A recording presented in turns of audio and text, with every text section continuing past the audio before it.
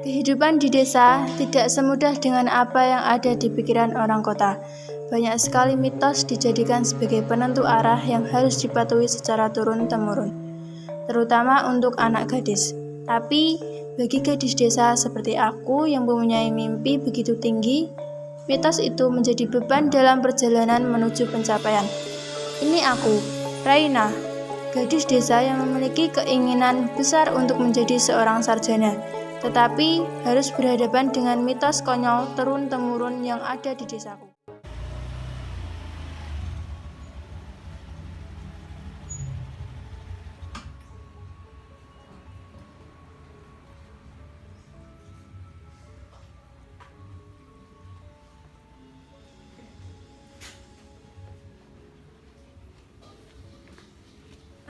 Buruan, nanti telat. Iya, bentar. Raina berangkat dulu ya, Bu.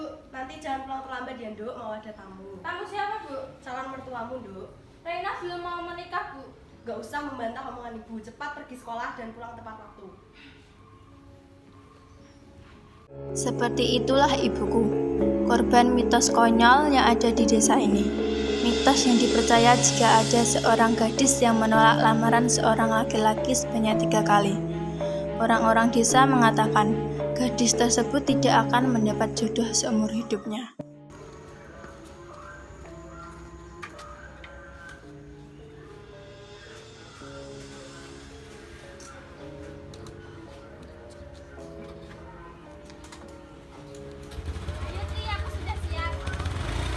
Dia Tria, teman seperjuanganku, teman sekolah sekaligus temanku di desa. Kami punya nasib yang sama, tapi aku rasa Tria jauh lebih beruntung karena hidup di keluarga yang tidak terlalu percaya akan mitos yang ada di desa.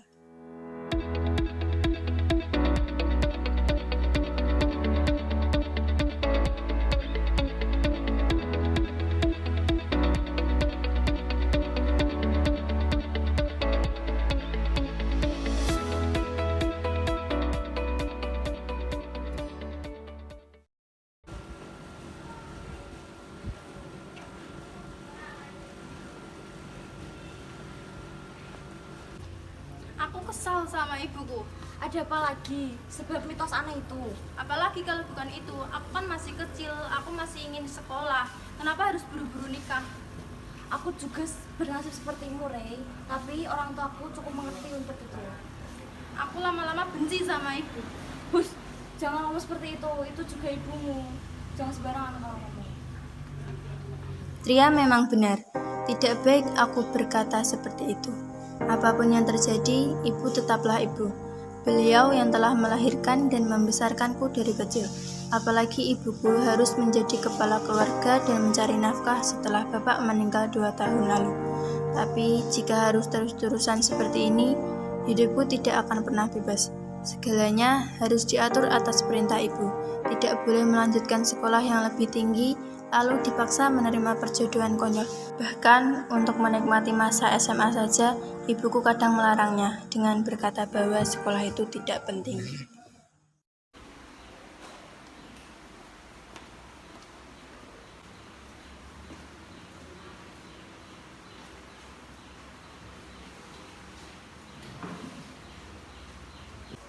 Ini ada titipan dari Pak Arif. Apa ini? Nggak tahu, tapi itu kayaknya soal beasiswa. Beasiswa? Ayo Rey, daftarlah. Kamu pasti bisa, karena kan kamu pintar. Aku nggak yakin, pasti saingannya dari banyak kota. Tapi kan kamu belum mencobanya. Aku yakin kamu bisa. Tapi ibumu, Kenapa dengan ibunya? kamu tahu sendiri kan? Di desa kami ada suatu mitos yang dipercayai oleh seluruh masyarakat desa. Tapi kan Rey belum mencobanya. Siapa tahu ibunya bisa luluh. Nggak akan bisa. Ibunya sangat mempercayai mitos itu. Dia pasti tidak akan dibolehkan untuk ikut kuliah. Tapi kan Tria benar, ibuku pasti tidak akan setuju. Aku juga tidak akan mengikuti tanpa restu ibuku. Saatnya istirahat. It's time to have break. tenangkan dulu pikiranmu. Jangan sampai kamu menyesal di masa depan.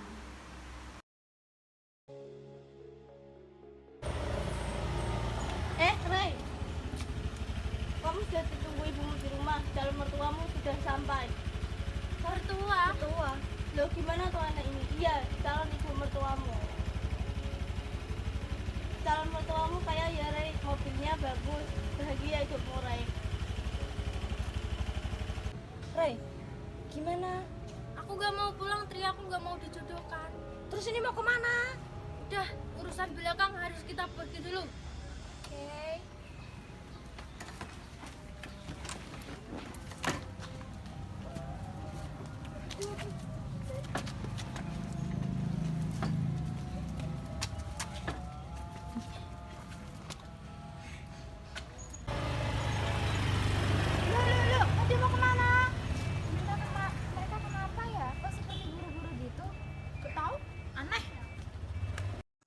Hari itu, untuk pertama kalinya aku melawan ibu. Hari di mana rasanya aku ingin pergi jauh dari desa. Bukan untuk meninggalkan ibu, tapi untuk menghindari perjodohan Ana yang tidak pernah terbayangkan selama hidupku. Aku jadi ingat dengan tawaran beasiswa yang dibicarakan Sinta di sekolah. Sebenarnya hatiku berkata untuk mengambilnya, karena beasiswa itu adalah satu-satunya jalan untuk mewujudkan mimpiku. Tapi lagi-lagi mitos konyol yang dipercayai oleh ibu menjadi dinding penghalangnya. Untuk sesaat aku ingin menenangkan diri. Sampai akhirnya satu pilihan besar telah aku putuskan. Aku harus berjuang. Anak ini kemana ya? Disuruh pulang tepat waktu, malah nggak pulang-pulang. Sukanya cari masalah aja. Awas kalau pulang.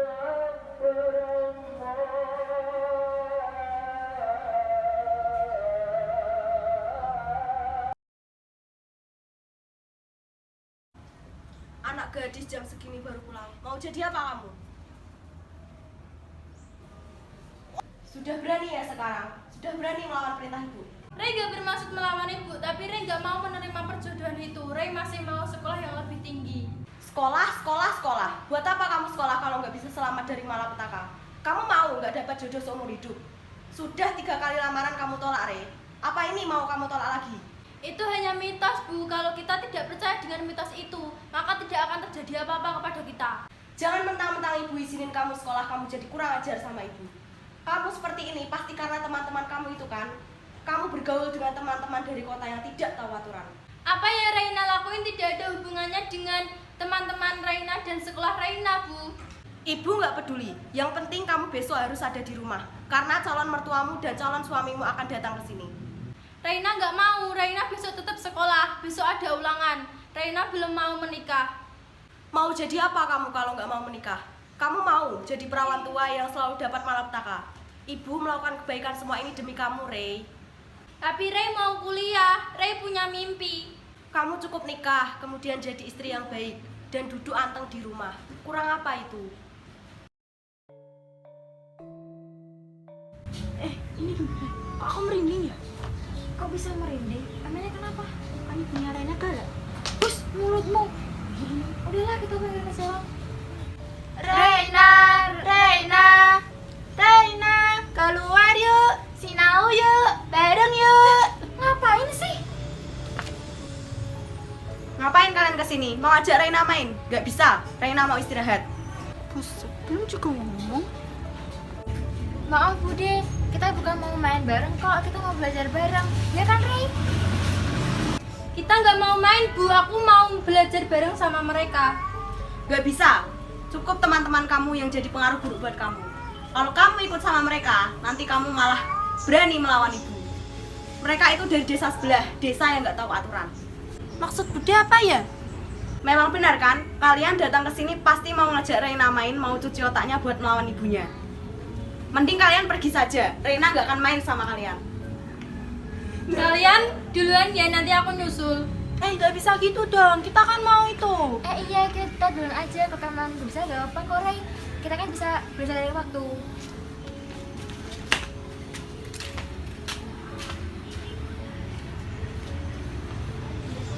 Ibunya Reina kenapa sih bikin orang emosi saja? Kan beli memang begitu. Ya kan kita cuma mau ngajak belajar bareng. Pasti karena dia mau menjodohkan Reina. Sudahlah, kerja ikut campur terlalu dalam. Reina pasti bisa melewati semuanya. Kamu juga jangan emosi. Dia kan udah tua. Gak pantas sama bertengkar dengan beliau, gak sopan. bukan bermaksud bertengkar, Mega.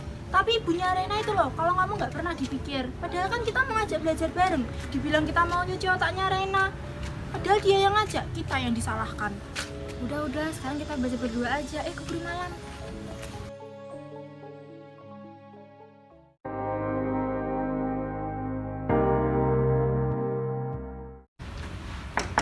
Reina, ayo berangkat sekolah, keburu telat.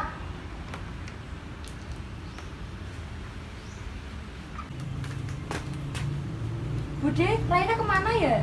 Budi nggak tahu, niatnya aja Budi mau tanya sama kamu. Loh, emang gak ada di rumah? Dari semalam nggak ada di rumah dia.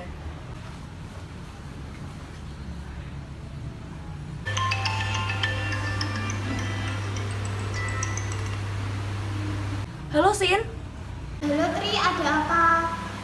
Rena sudah berangkat. Belum. Bukannya biasanya kamu berangkat bareng? Rena hilang Sin. Astagfirullahaladzim, kok bisa? Ya sudah, aku akan bantu cari. Baiklah. Hari itu, selain aku pertama kalinya membantah ucapan ibu, hari itu juga pertama kalinya aku berani berontak. Yang dulunya selalu menurut dan pasrah dengan keputusan ibu. Sekarang aku lebih berani. Bukan berani melawan, tapi berani mengungkapkan apa yang aku inginkan. Waktu itu sebenarnya aku yang mengajak Nila dan Mega untuk belajar bareng. Aku mengajak mereka karena mereka sudah kuliah. Aku merasa aku butuh pembelajaran dari mereka. Butuh pengalaman untuk menjadi seorang mahasiswa. Aku ingin mempelajari lebih banyak tentang masa-masa kuliah, karena aku sudah bertekad untuk mengambil beasiswa itu meskipun ibu tidak menyetujuinya. Aku punya mimpi, dan ada alasan besar kenapa aku harus mewujudkannya. Saat Nila dan Mega datang ke rumah dan diusir oleh ibu, aku merasa malu sekaligus marah kepada ibu. Aku sudah lelah, aku ingin berjuang untuk mencapai mimpiku. Akhirnya aku memutuskan untuk pergi dari rumah. Aku tidak tahu kemana tujuannya, karena sampai kapanpun aku tidak akan menerima perjodohan itu. Tidak peduli dengan mitos, tidak peduli dengan jodoh, tidak peduli dengan hinaan masyarakat, yang penting mimpiku harus tercapai.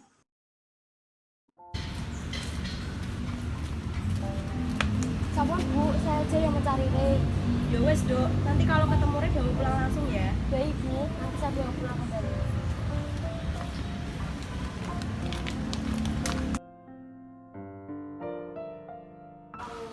Rey, buka Rey. Ini aku teriak. Aku tahu kamu di dalam. Rey. Masuk. Bagaimana kamu tahu aku ada di sini? Pasti kamu disuruh ibuku.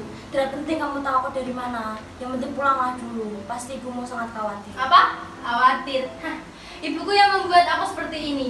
Jadi aku tidak mau pulang sebelum ibuku membatalkan perjodohan itu. Aku akan bantu bujuk ibumu, Rey. Tapi pulanglah dulu. Ya, pulanglah dulu, oke? Assalamualaikum. Assalamualaikum. Waalaikumsalam. Alhamdulillah Rena udah pulang. Ayo duduk dulu.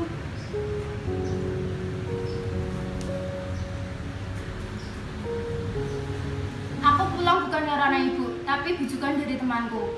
Aku ingin bicara tentang lamaran itu. Aku ingin lamaran itu dibatalkan. Kalau tidak, aku akan melakukan lebih dari ini.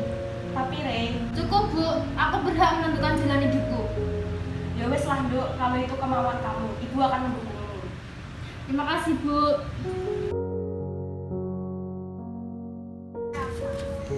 Bu, berangkat dulu ya. Ya wes Dok, hati-hati di sana ya.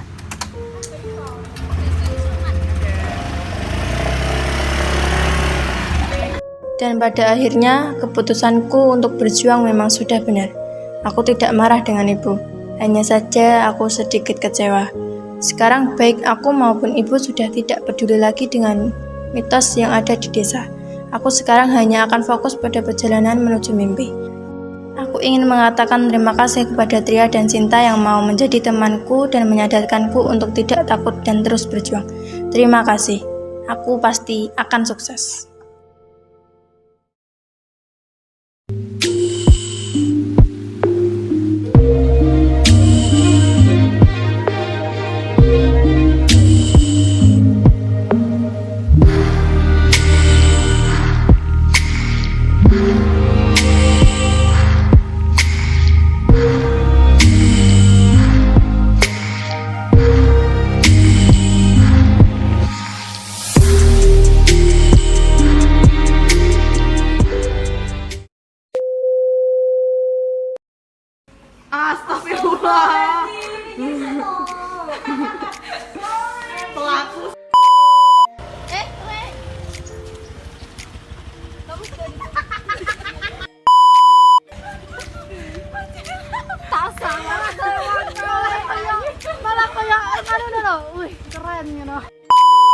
kita dan aja kalau kamu dah.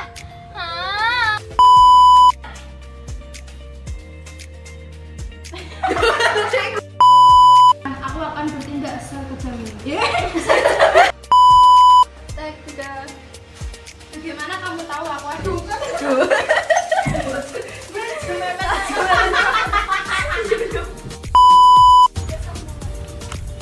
Pemeran utama. Aku Dewi korban.